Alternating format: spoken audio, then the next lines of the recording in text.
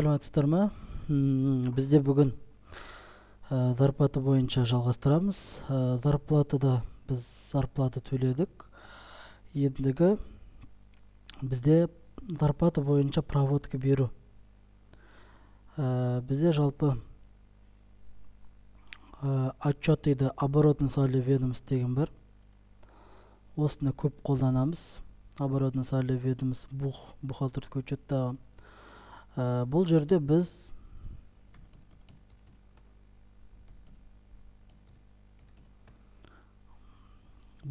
сформировать еткен кезде толық ашылмаған. Показать настройки, по субсчетам, выводиться балансы. Сформировать еткен кезде бізде мына жерде біздің ақша қаражат туралы мәлімет еңбек туралы мәлімет көрсетіп тұр. Бұл жерде бізде зарплата дебет жағында орналасқандықтан ол бізде төлеген еңбекақымызды көрсетіліп тұр, минуспен шығарып тұр. Из-за этого конец сальдо. Бізге енді есептелінген еңбекақы керек. Біз алдыңғы сабақта зарплата настройкасын жасағанда каждый мына жердегі начисление организацияға проводка берген болатынбыз. Ішінде мысалға учетта отражение начисления по умолчанию 72-10, 33-50 деген бердік. Енді соны каждый ай зарплат есептегеннен кейін біз отражение беруіміз керек. Отражение бергеннен кейін ол бізде кредит жағын есептеп шығарады. Ол үшін біз зарплаттағы мына жерде отражение зарплаты в регламентированном учете деген бар. Қарамен тұрған. Сол жылшығы қойық. Осы арқылы біз жасаймыз. Бізде начисление қай уақытта болды? Начисление зарплаты мына январь-февраль жасағанбыз. Январға отражение берейік. Создать. Мына жерге айдың соңғы датасын қоямыз. 31-01-24. Мына жерге январь 24 дейміз. Енді бұл жерге біз автозаполнение береміз. Автозаполнение бердік. Бұны бізге проводкалар берді өзі. 72-10, 33-50 начисление зарплаты, замещение фикс, оклад по дням. Барлығын бәрін көрсетті. Бұны біз тек провести закрыть етеміз. Осылайша әр айға беріп шығамыз. 29-02-24. Мына жерге февраль деп қойық. Бұл именно начисление зарплаты жасағаннан кейін ғана барып біз отражение береміз. Начисление, удержание барлығын жасап болғаннан кейін мына жақтан сосын барып отражение береміз. Отражение бұл жаңағы обороткаға проводка келу үшін. Вот енді біз отражение жасағаннан кейін қайттан сформировать етейік. Міне бізге кредит жағына еңбекақы түсті. Міне 1.701 теңге жалақы есептелінген жалақы. Міне соның удержаниялары. Міне налогтары 31.50 кредит жағы. Міне бізде тура осылай жасап береді. Еңбекақы есептегеннен кейін әр айдың соңында осы отражение жасалыну керек. Енді біз зарплата бойынша тағы не білуіміз керек? Зарплата бойынша бізде жаңағы отражение берілгеннен кейін бізде расчетный лист, расчетный ведомств деген бар. Расчетный лист арқылы жеке адамның еңбекақысын есептей аламыз. Сформировать. Міне есептелінгені, төленгені барлығы тұр. Және бізде расчетный ведомств деген бар. Зарплата, расчетный ведомств. Январдың 1-нен 31-не дейін. Міне біз бұл жерде барлық кісінің всего начислені бар. Ішіндегі соның надбавкілері барлығы бар. Замещение фикс, начисление, оклад по дням. Барлығын шығарып береді. Удержаниялар, аманат, взнос, салықтар, ОПВ, соцналог, ОПВР, барлығын есептеп шығарып беріп тұр. Біз осыны қолданамыз. Және еңбекақы бойынша расчетный лист, расчетный ведомстводан бөлек бізде журнал ордер 5 жасалынады. Ол бізде отчет еді. Журнал ордер 5. Осы жерден настройкасын келтирип аламыз. Бизде мына 3120, 3130 чыгарып тур. 3170, 3180. Biz бул жердеги бизге керек шоттарды коюп алуубуз керек. 3160, 70, 80-ди көп мекемелер колдонбойт. O еңбек акы качы жок деп алып тастасаңыздар да болот. Удалить, удалить, удалить. 3120, 3130 НДС боюнча. 3150, 3211, 3220. Подбор жасайык.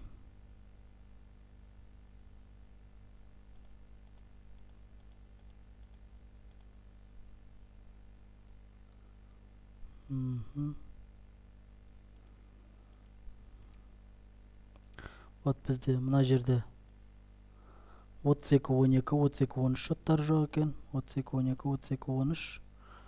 3220 бар. 3240 коюуга болот. Аманат профсоюз боюнча. Сосын 3350 коюубуз керек. 3350 койдук.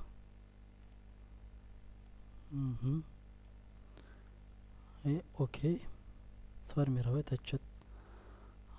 Бізде мына жерде сентябрьдин данные чыгып кетти. Бизге кереги январь. Сформировать. Вот сформировать эткен кезде бізде мына жерге барлығын шығарып берет. Есептелінген еңбек ақылар. Кредит боюнча, міне дебет боюнча. Бухгалтер исполнитель, міне әр ай сайын осы журнал ордер 5-ті сформировать етіп осылай шығарып отчетқа тіркеп қойсаңыздар болады. Бұл жерде тағы бір ескеріп кететін жағдай, бізде бұл жерде 3220 шотында ОПВ және ОПВР суммалары тұр. Кредит бойынша 116832 дейді.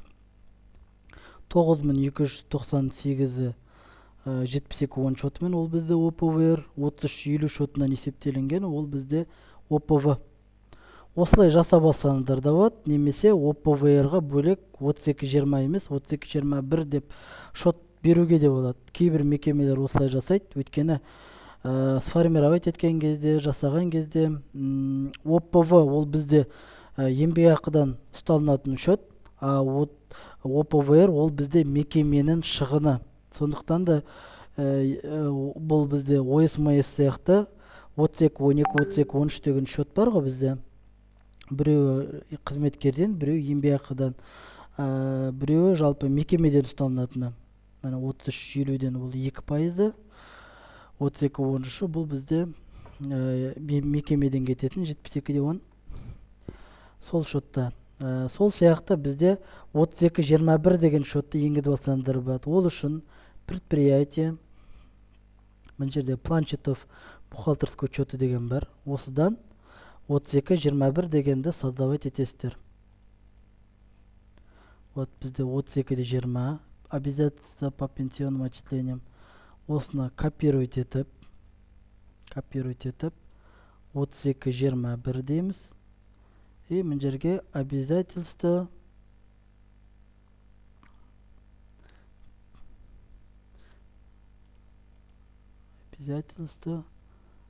пенсионные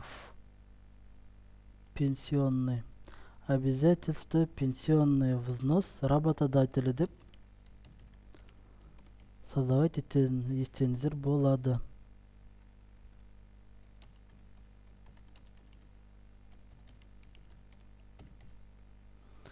Бұл жерге 3221 дейміз. Тура осылай кетеді. Бұл жерден еш нәрсе өзгертпейміз. Записать, закрыть. Енді біз предприятиеден мына жерден нені өзгертеміз. Ол бізде настройки налоги сбор нелер тұрады, ставкалары нелері, сведение о ставках дейміз. Вот ОПВР осы жерде тұр. Сведение о ставка налоги сбор отчислений ішінде біз бұл жерден ставкасын қарап тексере аламыз. 1,5%. Сосын мен жерден налоги сбор отчислениядан шотын осы жерде көрсетеміз. Бізде ОПВР Мына бізде 32.20 шөтінде тұр. КМП-сі 0,89 дейді. Біз осы жерден шөтін 32.21 деп өзгертеміз. 32.21 өзгерттік.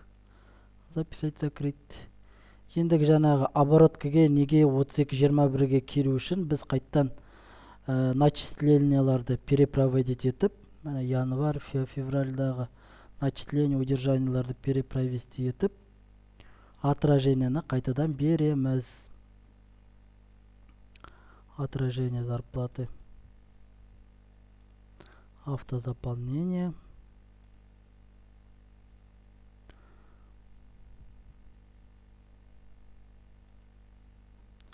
Провести.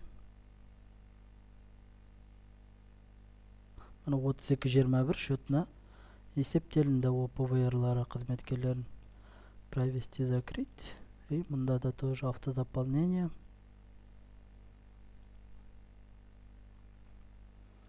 Провести, закрыть. Аха. Біз бұл кісіге есептедік. Енді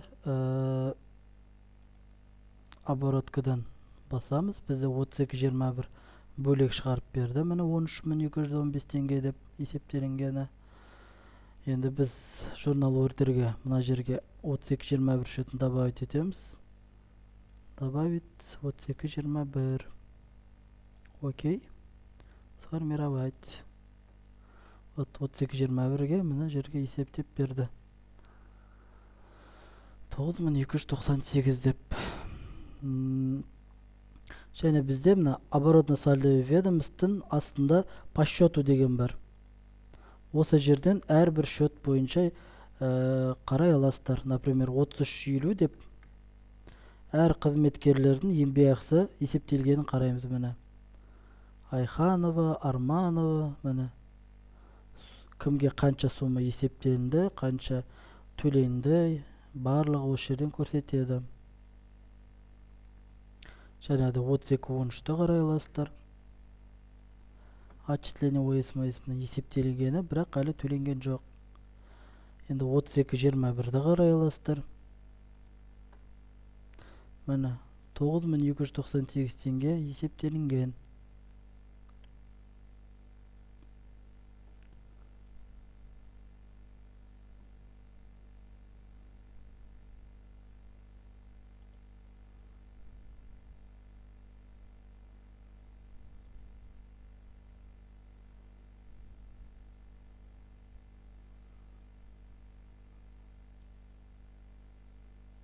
Мына жерде 13.000 теңге деп шығарып тұр.